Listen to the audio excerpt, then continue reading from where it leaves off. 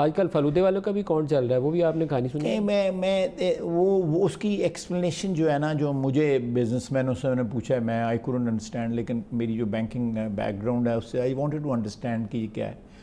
وہ کہتے ہیں کہ یہ جو جہاں پہ ٹریڈنگ اکاؤنٹس جو ہیں نا وہ اس قسم کی کھولے جاتے ہیں کہ اپنے ملازموں کے نام پہ یا کسی نام پہ. سر آپ خود بینکر ہیں, آپ کو پتہ ہے یہ اکاؤنٹ کیوں کھولے جاتے ہیں؟ صرف ایک ہی طریقہ ہوتا ہے, یا ٹیکس بچانا یا پیسہ میں جب بینکر تھا اس وقت منی لانڈرنگ جو تھی وہ ٹرمینالوجی انٹروڈیوس نہیں تھی ہوئی, پیسہ اس وقت بھی اس طرح ہوتا تھا لیکن بی سی سی آئی کیا کام کرتا تھا؟ بی سی سی یہ جو منی لانڈرنگ کی جو زیادہ جو ہے وہ چیز جو ہے وہ ایمپلیفائی ہوئی, یا یہ چیز جو ہے وہ انڈر ڈسکشن انٹرنیشنلی آئی, اس کے خلاف جو اس کے متعلق 9/11 کے بعد زیادہ ٹیرر فائنانس کی وجہ سے شور مچا. ایگزیکٹلی, میں I was coming to that کہ یہ ٹیررزم ریلیٹڈ ٹرانزیکشن جو تھی نا ان کو ٹریک کرنے کے لیے, یا ڈرگ ریلیٹڈ ٹرانزیکشن کو ٹریک کرنے تو کاروباری لوگ پہلے بھی پیسہ بچا کے لے جاتے تھے, وہ ایک اسٹینڈرڈ پریکٹس ہے, ایسی نہیں ہے کہ کوئی بندہ مار کے لے جا رہے تھے, وہ اپنا ٹیکس بچانے کے لیے پیسہ بچا کے لے جاتے تھے.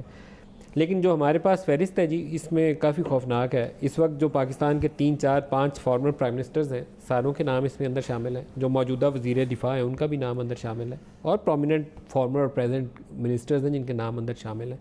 تو پھر تو طاقت ہمت ہو تو پھر یا تو ان کو پکڑ لیں, کرپشن کے جو چارج آپ نے لگایا ہے, نہیں تو پھر ڈراپ کر دیں. ترین کا نام, شوکت ترین کا نام رینٹل پاور میں راجہ پرویز اشرف کے ساتھ, راجہ پرویز اشرف کو نام ہی راجہ رینٹل پڑ گیا, اتنا پرومیننٹ مشہور کیس ہوا. افتخار چودھری صاحب روز لائن میں ساروں کو لگا کے کھڑے ہو جاتے تھے, ابھی تک پڑا ہوا ہے کیس اندر.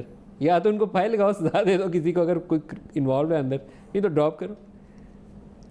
دیکھیں مجھے جو یاد پڑتا ہے اس کیس میں کہ شوکت صاحب, آپ خود گئے تھے کورٹ میں, مجھے یاد آ گیا. میں شوکت صاحب اس وقت فائنانس منسٹر تھے.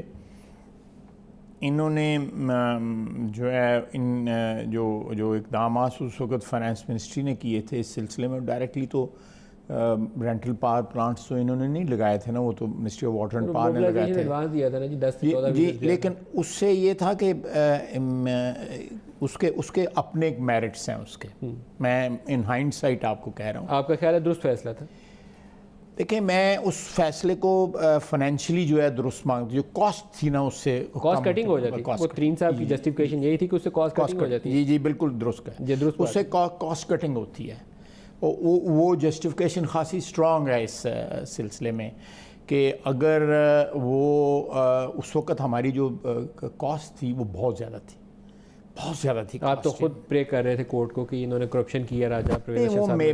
میری جو پریئر تھی وہ تو بیسیکلی اس کے ٹیرف کے اوپر تھی کہ جو ٹیرف دیے گئے, آپ کے خیال میں وہ زیادتی تھی؟ جو کیا آپ کہیں کہ جو بعض جگہ مشینری پرانی آئی ہوئی تھی اس کو انفلیٹ کیا, اس طرح بہت سارے تھے. لیکن ابھی میں 2-3 پروجیکٹ ایسے تھے جس میں پرانی مشینری کو بلا کے تو ٹیرف اس کا بڑا ہائی دیا گیا تھا.